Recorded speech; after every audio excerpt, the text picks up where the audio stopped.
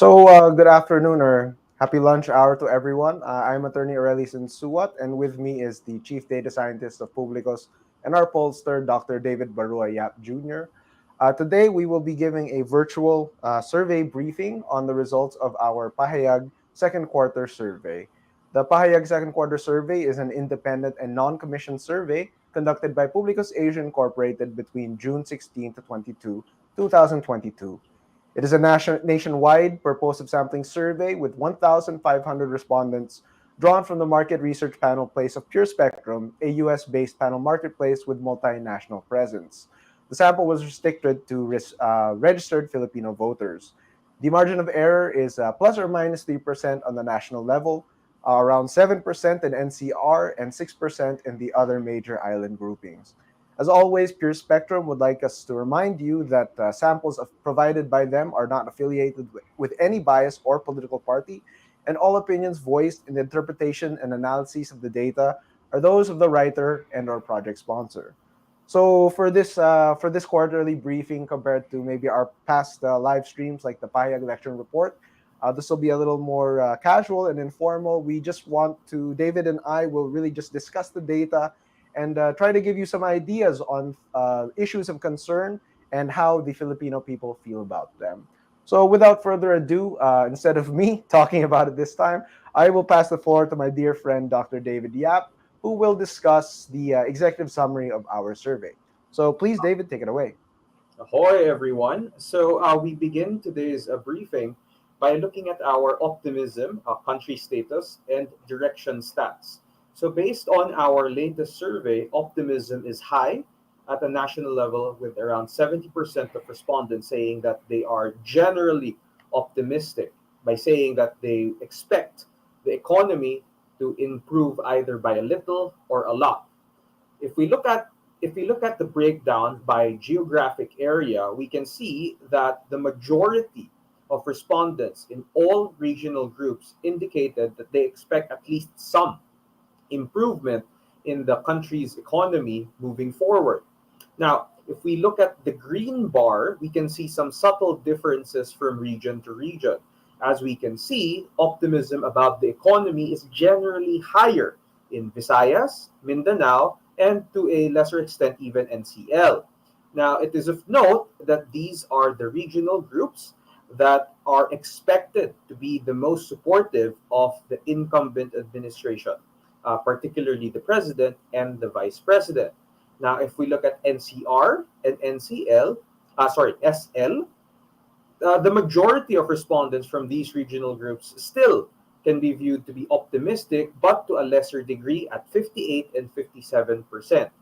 And if you look at their more negative side, we can see that 20% of respondents from both Southern Luzon and NCR expected some worsening in the country's economy, which is much higher than what you can see from Visayas, Mindanao, or NCL. Now, if we look at country status, status. Now, there we go.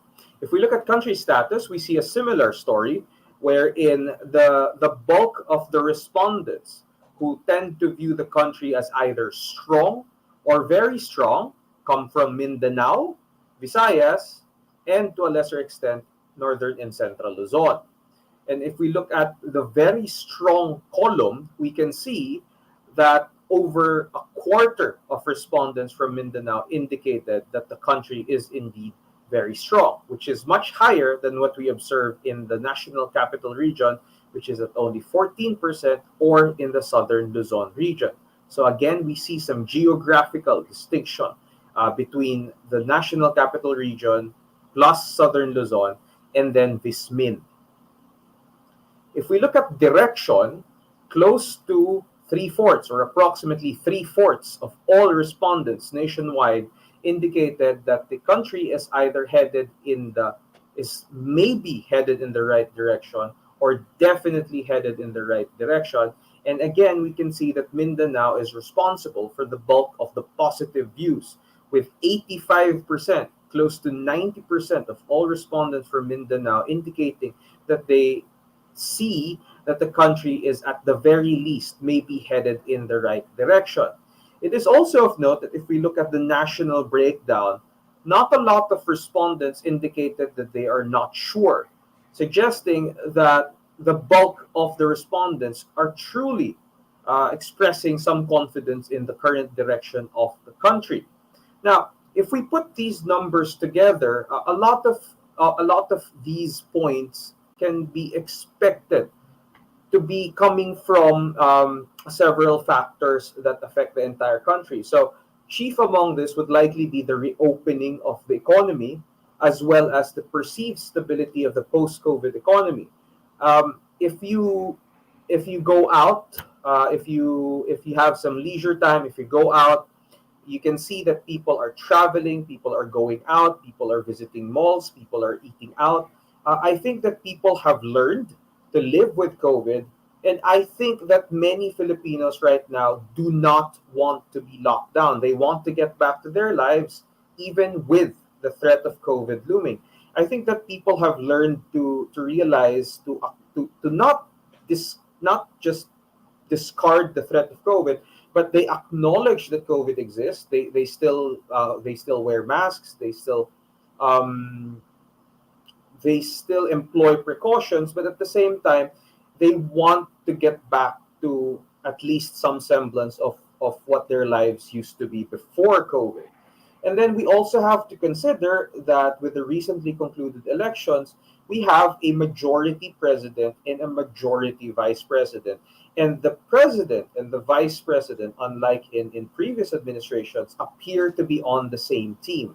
They are at least at the moment, they are putting up a united front, and I think that is a very strong message to Filipinos, and I think it does a lot to buttress optimism and confidence in the country moving forward.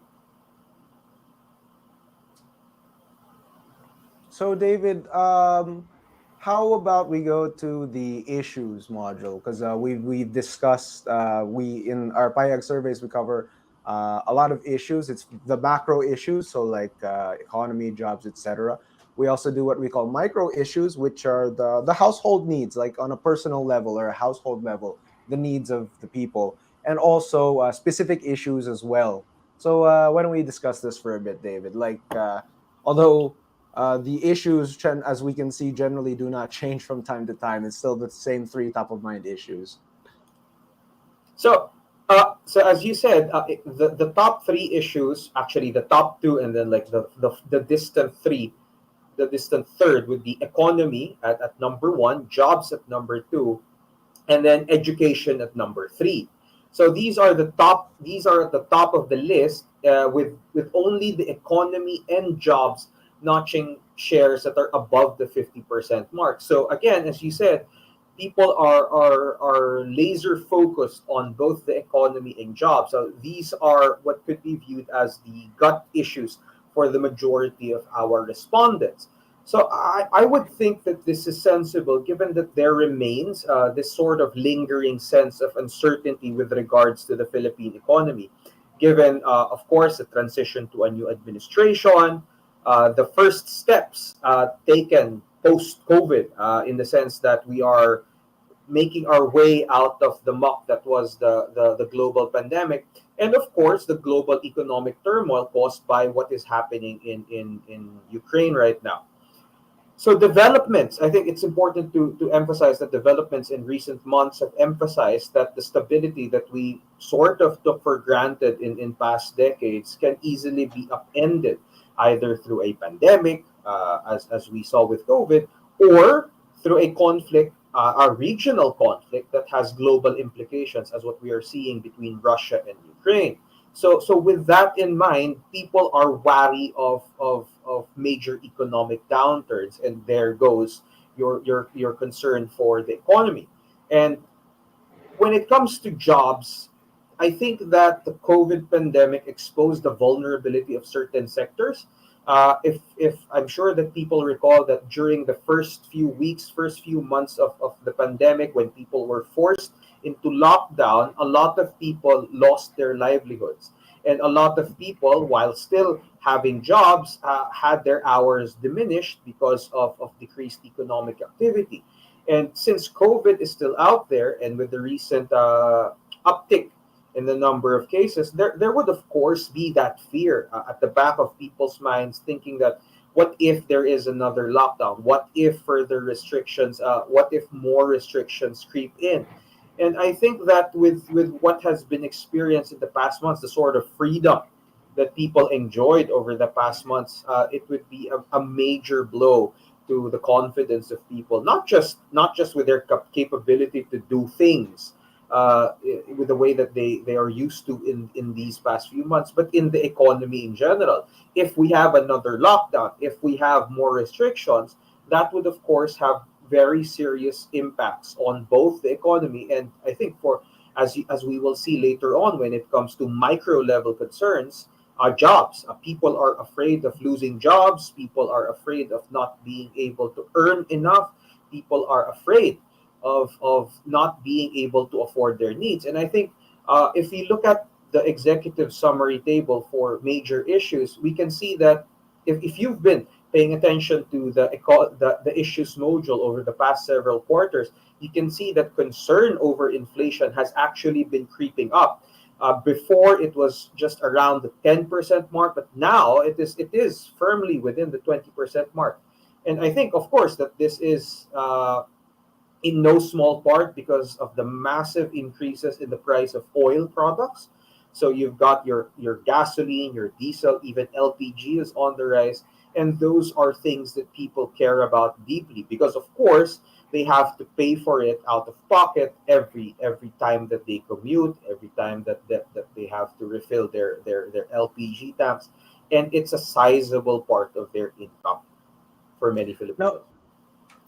David, I think that's a great point about how inflation has slowly been creeping up, not just the actual rate of inflation, but also the level of concern that our respondents and the Filipino people have about inflation. So, but aside from maybe rising oil prices, what are some of the other issues that we may need to keep close tabs on in the next few months concerning the economy, which is, again, the top of mind issue among our respondents? That's an excellent point, but sadly for our viewers, I would have to be the bearer of bad news at this point in time. If you consider the historical behavior of our agricultural production, we are about to enter into a lean season. We are entering into the third quarter where harvests have typically come in, and we're waiting on another harvest. Now, this is especially of note because it also sort of coincides with our rainy season and when typhoons tend to come in. So, just to make a long story short, if God forbid a major typhoon hits a major agricultural area sometime in the next few months and hits one of our target harvests, then that would have very huge knock-on effects on food security, one, and of course on inflation, as that would also require more importation moving forward. But on the importation end, given what is happening in Ukraine right now, um, it's actually quite interesting, but also distressing at the same time.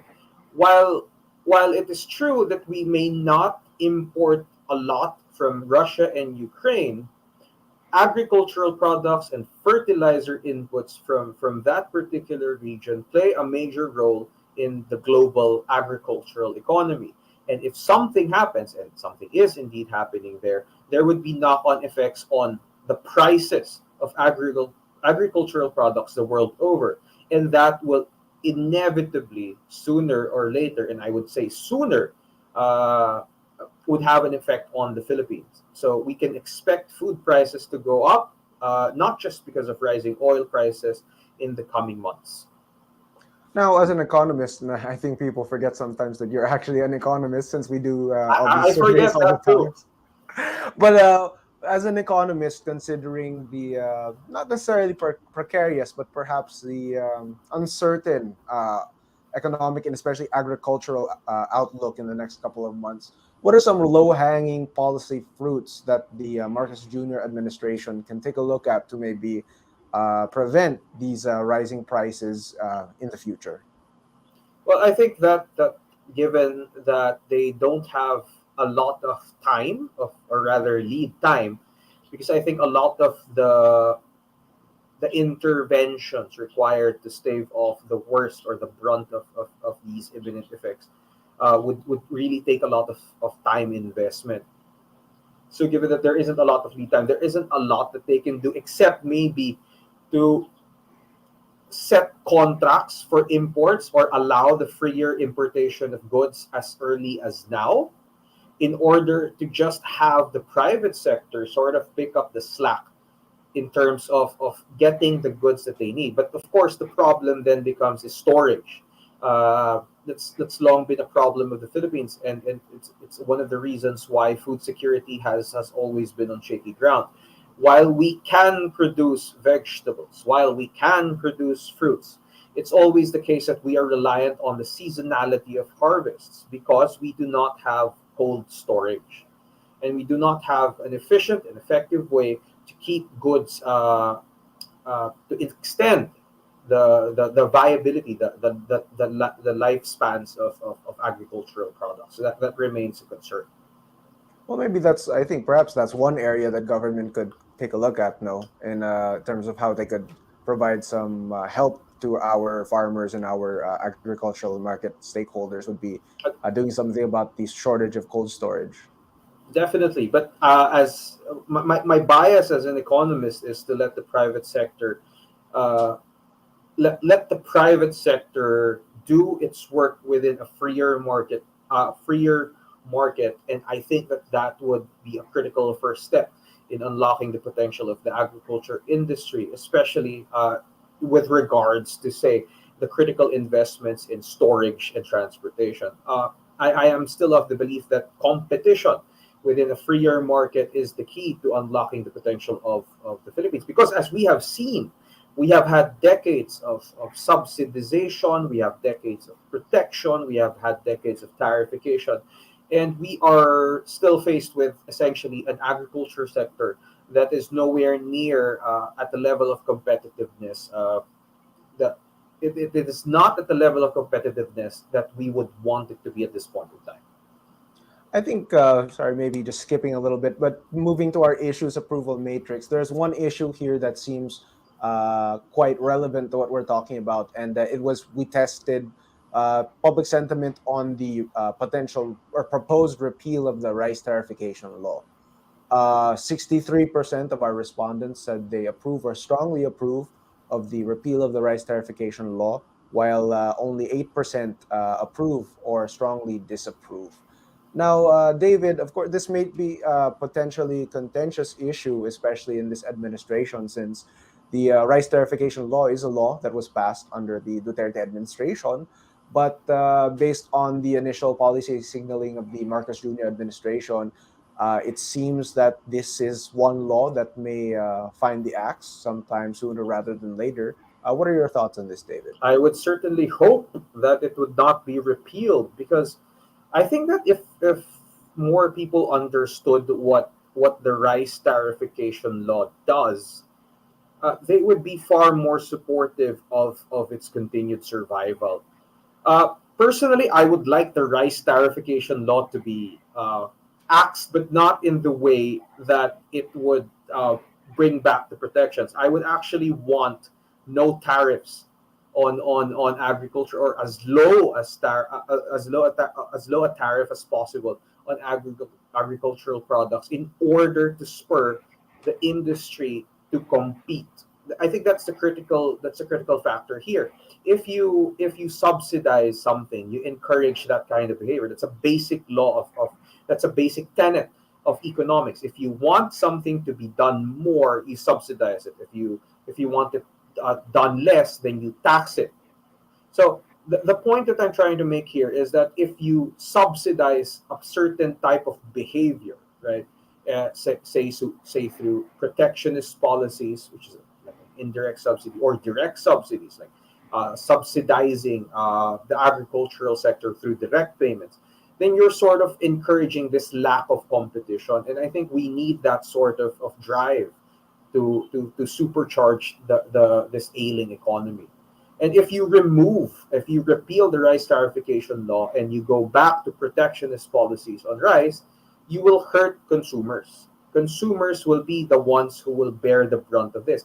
If you recall, prior to the rice tariffication law, rice was relatively was noticeably more expensive than it is now.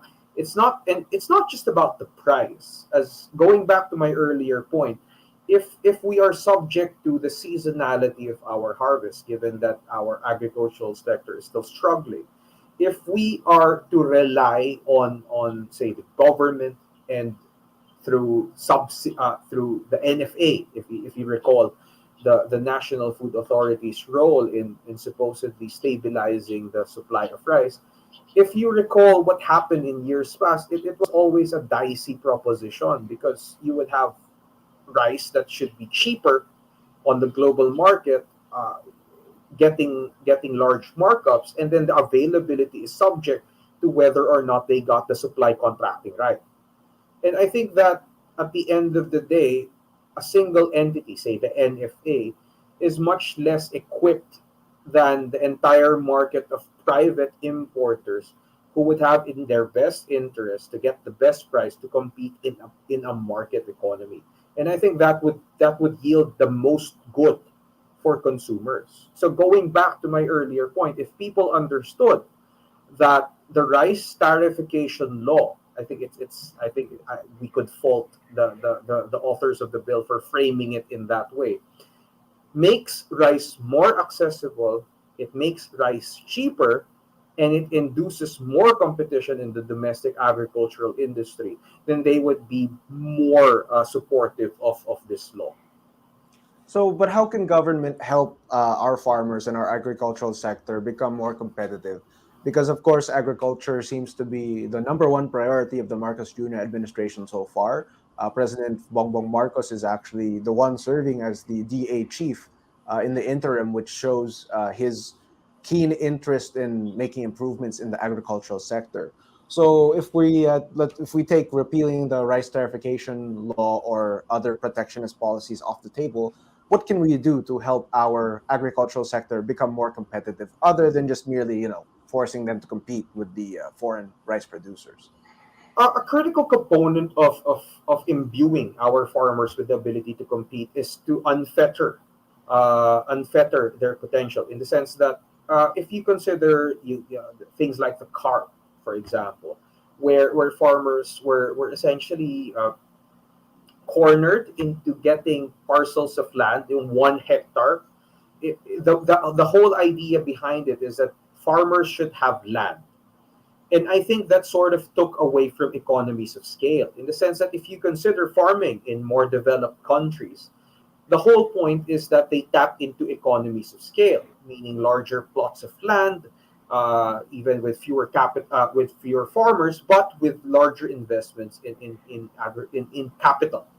So that's an essential component in unlocking the potential of the agricultural industry. People shouldn't be working on small plots of land. They should if you have larger scale farming, then you would have more gains simply because of economies of scale.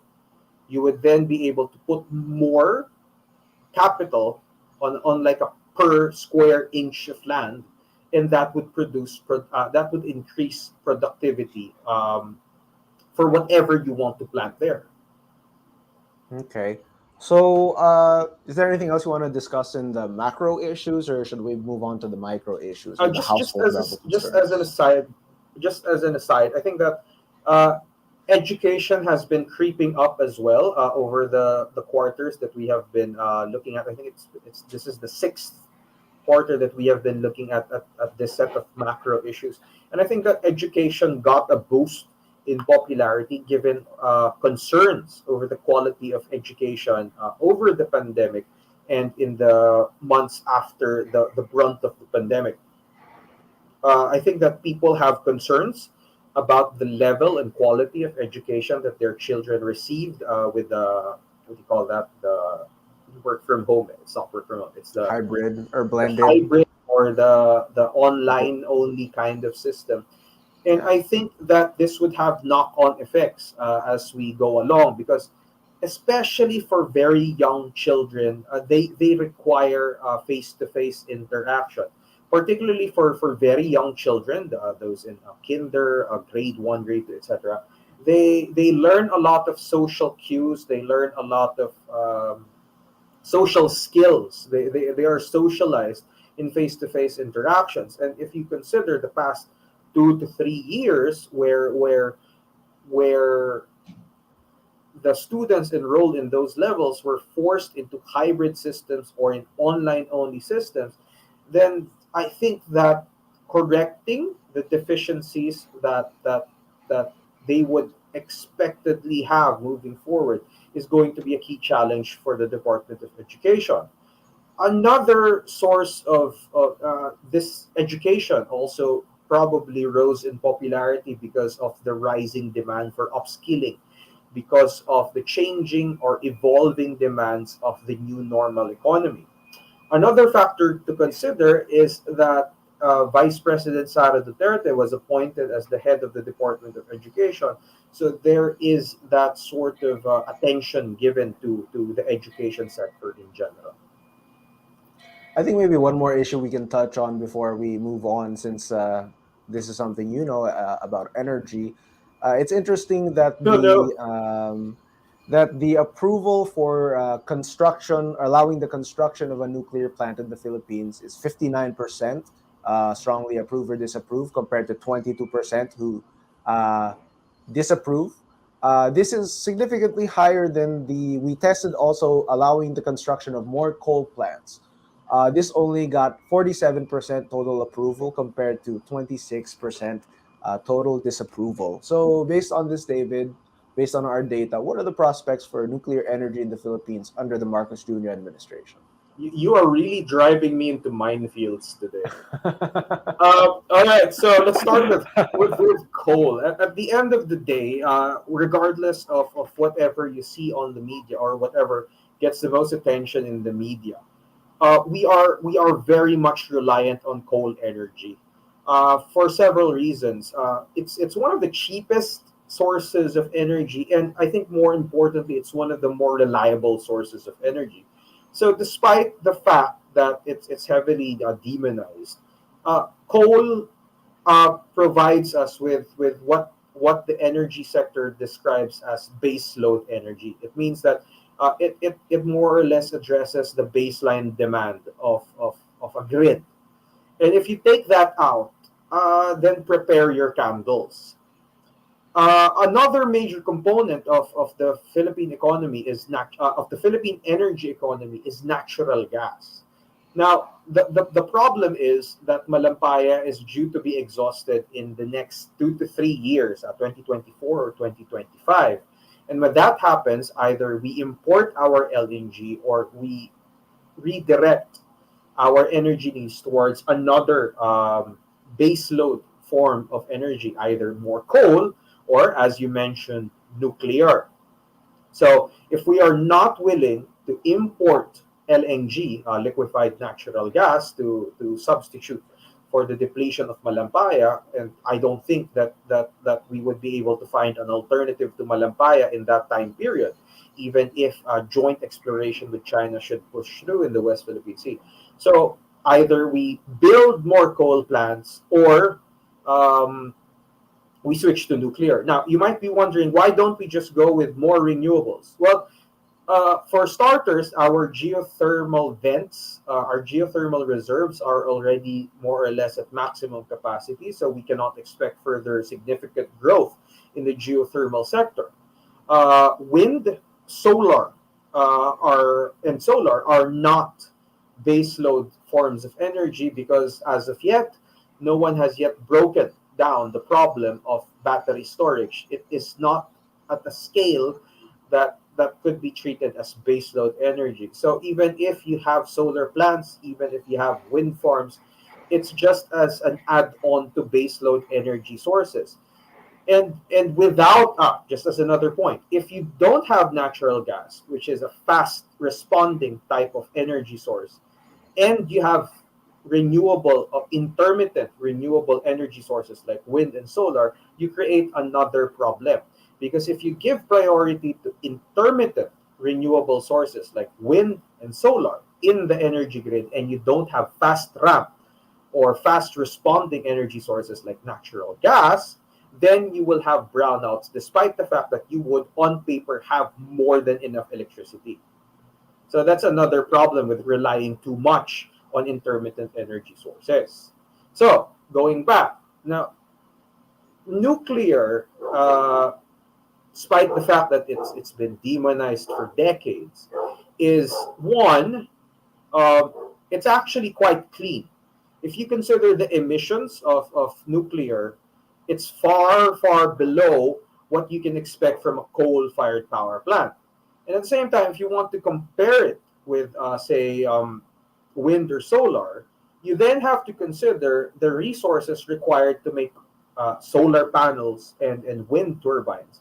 And then you can even see that even then, the lifetime cost of a nuclear power plant is much smaller when it comes to its carbon footprint. Now, another important thing to consider is that if you have a nuclear power plant, you would be a lot less dependent on the vagaries of the coal importation problem.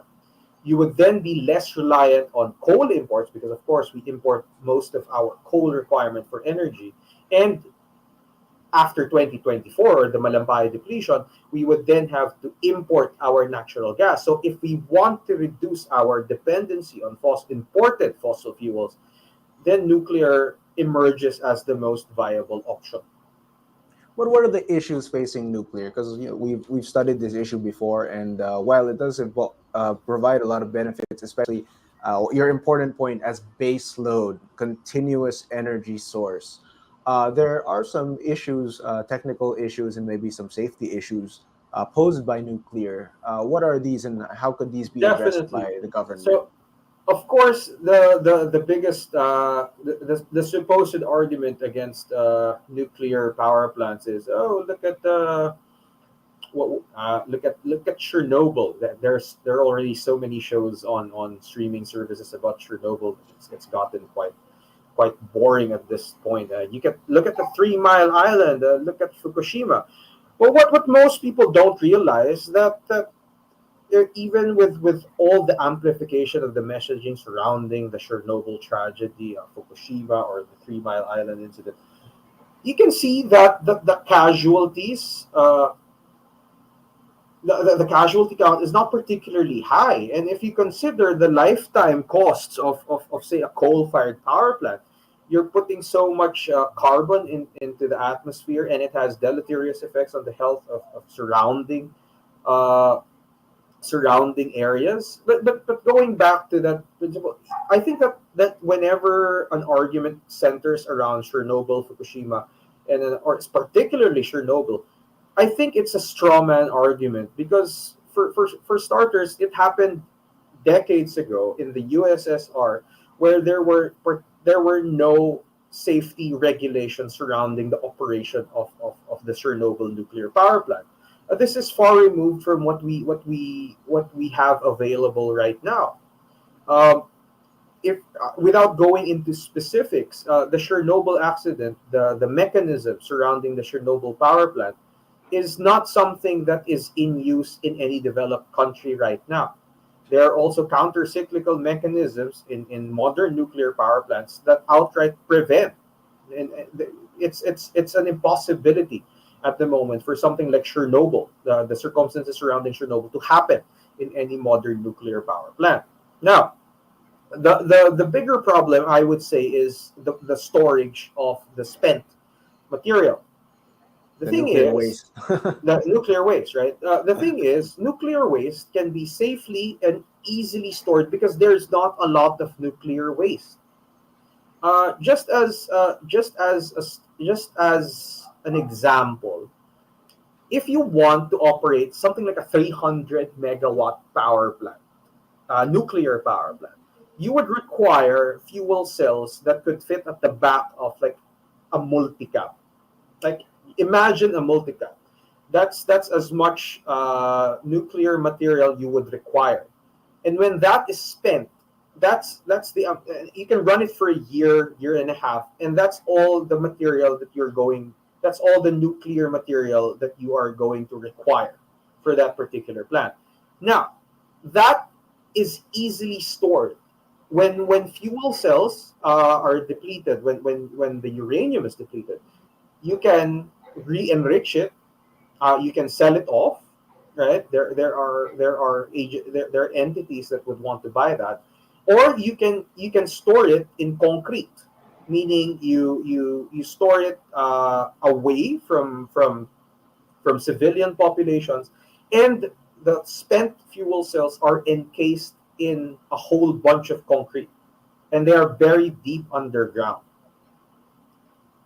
So if you're worried about, say, an earthquake breaking open the concrete seals, and nuclear waste will seep into the rivers and all of that, you would require something like a Mag 8 or a Mag 9, like a catastrophic earthquake, to break those kinds of seals. And if you consider a Mag 8 or even a Mag 9 earthquake, if that happens, the seepage of nuclear waste is the least of your worries if you're around to worry at all. So, David, how long would it take to build a nuclear power plant, generally speaking? And Well, this is including all of the years, perhaps, of permitting work that will be well, required.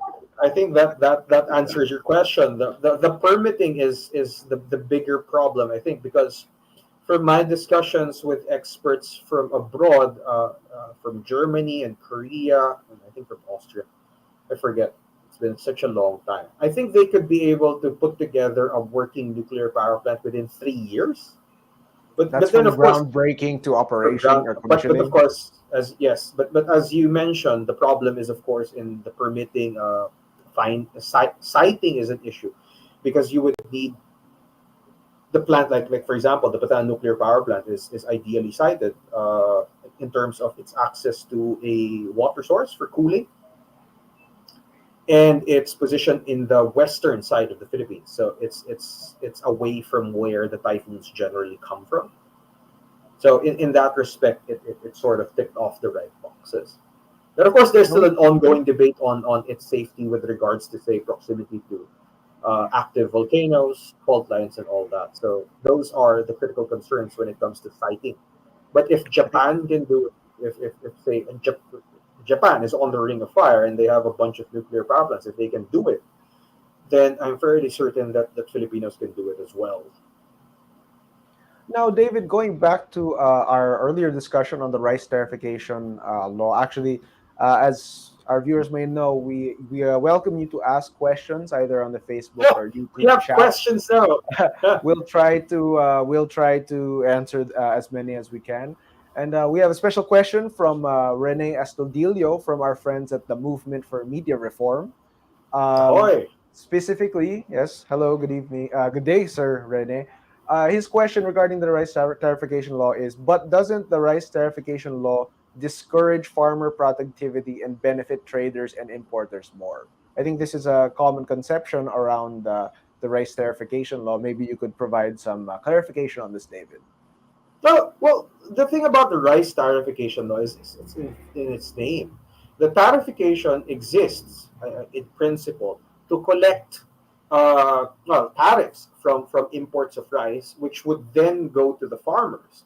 So, in essence, imports of rice are subsidizing local farmers. Now, if you consider that to be detrimental to farmer productivity, I think it's important to look at the history of farming, of agriculture in the decades prior to the rice tariffication law, where farmers were essentially protected from foreign competition, and they were still subsidized. And in fact, if you consider the track record of NFA in recent decades, you can see that millions or even billions were spent in the subsidization of rice farmers. So there's that. And what was missing then was the element of competition and the drive to innovate, the drive to adapt. more modern procedures, more productive strategies of farming because, well, if you are protected, if you have no fear of competition, if you're guaranteed a particular price at any given point, then you have no incentive whatsoever to improve. And I think that if you consider the experience of the agriculture sector vis-a-vis any other sector that has emerged with competition, you can see the difference. When industries are allowed to be competitive, when people are forced to compete, even without subsidization, these industries tend to grow. And I think that's the context in which we need to take President Marcos's stance on the improving the agricultural sector. I think when he says that he wants to decrease the price, it's not through subsidies, but also generally speaking, making agriculture, rice farmers and all other farmers, making it more competitive because obviously that productivity or that boosted productivity will also come with increased profits for our farmers also. Yes. And just to add, I think it's if you consider yung rice traders and rice farmers, it's more a problem of this like supply chain idea that rice traders are like if you consider that the rice traders are banding together, forming like a monopoly or oligopoly, and are keeping prices artificially high. Again, the answer to that is not less competition, but more competition. If you have more traders participating, then then any individual trader would have less incentive to jack up his or her price. Because if he or she artificially raises his or her price, then he or she would be at a disadvantage if some other trader finds a more efficient way of transporting and trading agricultural commodities. So again, it's not about creating an artificial sort of monopoly with like a government agency or sort of clamping down on traders or anything like that, but it's more about unleashing competition and creating a freer market setting. And it will be very interesting to see what kind of executive orders the president will be able to come up with in the next few months, because I'm sure there will be a lot of policies forthcoming which will target increasing agricultural output and productivity. Now, David, we have another question, and this is something that I've been asking you to talk Oh about for a while, actually. This is from Facebook from Mr. Edgardo J.T. Terona. Good afternoon, po, sir. no! Ahoy! His question is, how much will the fuel price crisis, or basically he's asking for fuel price projections or changes for the Oh next no! quarter.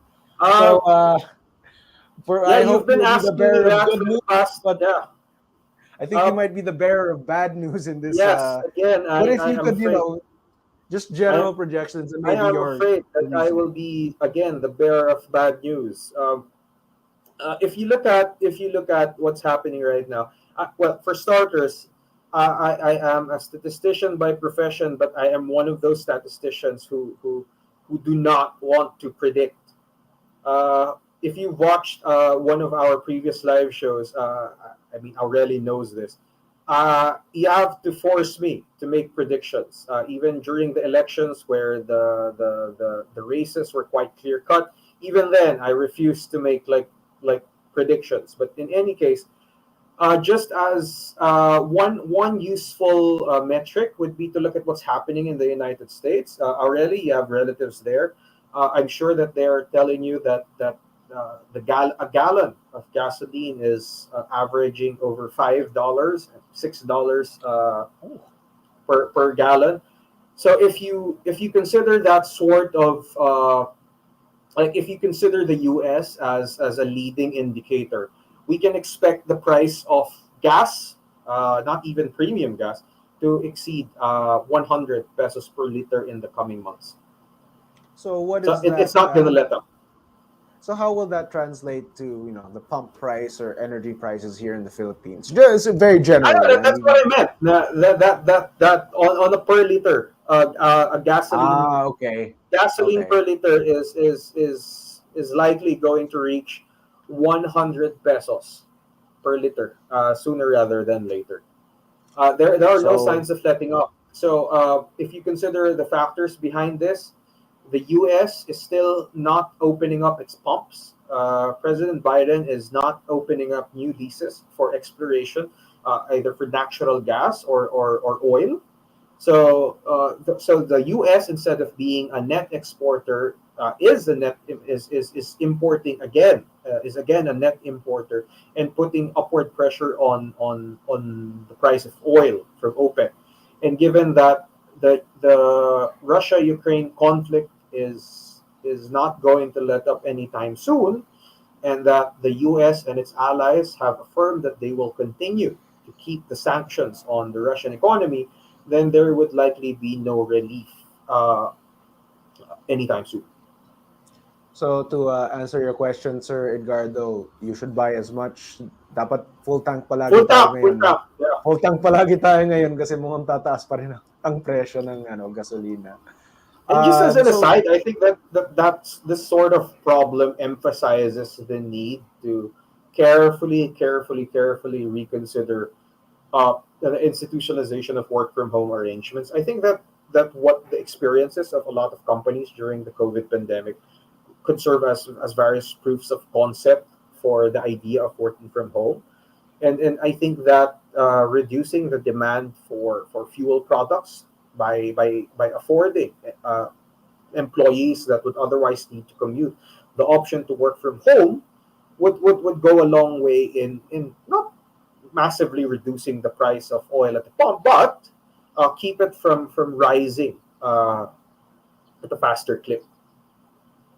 that's a good point, David, and that's actually one related issue that we tested on our matrix, whether we should continue providing tax incentives to Philippine Enterprise Zone Authority or PEZA registered BPOs and IT firms that are implementing work from home provisions. Of course, they started this during the pandemic kasi kailangan, I mean, naka-lockdown Yeah, tayo. But then now, as the pandemic is letting up, this has been an issue between the BPO and IT firms and the Department of Finance, who is want to continue providing these incentives, considering that it could be viewed, as since dapat andun talaga sila. Parang if they're work from home, that kind of skirts around the issue of actually being based in a PEZA zone, right? 59, sorry, 61% of our respondents said they approve of continuing the provision of tax incentives to these PEZA registered BPO and IT companies. So, David, we're moving into maybe our last 5 to 10 minutes. What would you like to discuss that we haven't so far? Like, what did you find particularly interesting about our second quarter results? well, one of the more incendiary, I would think, one of the more incendiary results would be the president's module, Okay. where We are President, referring, yeah, we are referring, if you're following along on the executive summary, it's towards the end, specifically the development impact of post EDSA 1 that one, administration. that's the title, Yeah. yes. I'll read the question, just so klarong-klaro tayong lahat. From using a scale of 1 to 5, where 1 is very negative, 3 is neither negative nor positive, and 5 is very positive, how would you rate the overall impact of the following administrations on the development of the Philippines? So we tested all administrations after EDSA, starting with President Corazon Aquino, up until Rodrigo Duterte. So David, what did we find here? PRRD emerged as the most positively viewed president in recent history by a large margin, meaning that he got like 70%. Was that 70%? If I 75. 75. 75%, Yeah. who indicated that he had a slightly positive or very positive impact on Philippine development. Now, I think, this is of a special note because if you look back to the first years of the Duterte administration, it was rife with allegations against his administration that were covered intensely by the media. You had, of course, all the controversy surrounding the war on drugs.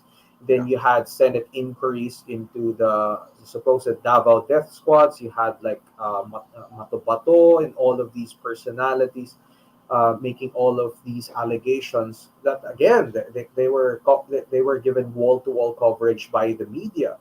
And another interesting note is that the term of PRRD was marked by several crises, not just the pandemic. Of course, the pandemic has stuck to everyone's minds because of its recency and its length. But going back, there was also the Marawi siege and various Yes. typhoons and other crises. And despite all of these, so despite all of the allegations, despite of the generally unfriendly media coverage, and and and all of the crises that this administration was forced to face, he still managed to retain much of his political capital. If you look at the tracking series, it's consistent with his score in this developed impact module. He is still trusted by the majority. His approval ratings is well above two-thirds, and it's just clear from the data that we have that he is well liked even at the end of his term, even upon his retirement, and that's very interesting to me. And we've noted already in our previous releases that of the six post EDSA presidents, of course, President Marcos Jr. is the seventh, but of the six who have finished their terms, President Duterte is the only one to finish their term with his or her term with a majority approval and trust ratings. I Correct. believe the closest, of course, we were not tracking the presidency of Noynoy Aquino, but I believe he was the second closest. I believe he left office with something around 45% approval in the Pulse Asia surveys. But with President Rodrigo Duterte, he left office, at least based on our numbers, with a 75% approval rating and a 69% high trust rating. Yeah, So, but again, I think it's important to emphasize that if you consider the ratings of the other presidents, none of them had to contend with a pandemic. None of them had to contend with what happened in Marawi, and of course they had their fair share of typhoons and natural disasters. But I think that they would be markedly less stressful on an administration's political capital than, say, what President Duterte had to endure, both from local and international pressure. and of course, President Duterte is a tough act to follow. But President Bongbong Marcos also did receive the largest electoral mandate under the 1987 Constitution. If were you, David, what are some of the things that President Marcos could focus on that could perhaps bring him to the same level of approval and trust with the people as President Duterte? Well, I think that just basing on what we have on this survey and of our other recent surveys, I think it's clear that people have this desire for continuity. So I think the template has been set for President Marcos, in the sense that, like in the most recent survey, we found that many people approve of the continuation of, say, the build, the NTF LCAC. Uh, what else? There was also the continuation of The war on drugs the war also. on drugs. Yeah, Mhm, albeit with some adjustments. But in mhm. general, people are supportive of the major thrusts of the Duterte administration, and I think that the Marcos administration could take its cue from the Duterte administration, and if they succeed in continuing or even expanding these sorts of projects, then they would generally be met with favorable responses from the population. So, David, as we'll wrap up, is there anything else you would like to discuss from our survey? Maybe one last nugget or low-hanging fruit that we can take away from our I numbers? think that you've managed to steer me to a whole bunch of landmines, and I think that well, I will say that we will continue. So Pahayag is again back to its usual programming. We will be conducting these quarterly surveys, more or less on schedule. And if we have special interest reports, we will be sure to remind our viewers and our followers on social media if we have something for a particular event, say, for example, the sauna or the first 100 days. As we've said before, we at Publicus really believe that the democratization of data is essential to building a more mature and responsive democracy.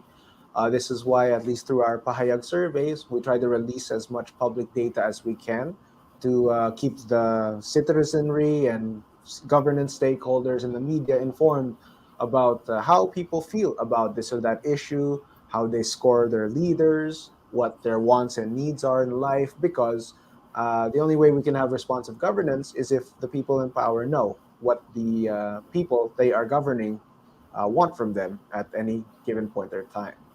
So I guess this will wrap it up for our first post-election Pahayag Quarterly Survey briefing. Again, this has been Attorney Aureli Sinsuwat with our Chief Data Scientist, Data Chimp Pollster, Dr. David Barua Yap Jr. If you want to learn more about our surveys, please visit us at publicusasia.com or on Facebook at Publicus Asia, Twitter at Publicus Asia, and also on our YouTube channel, which is, you guessed it, Publicus Asia.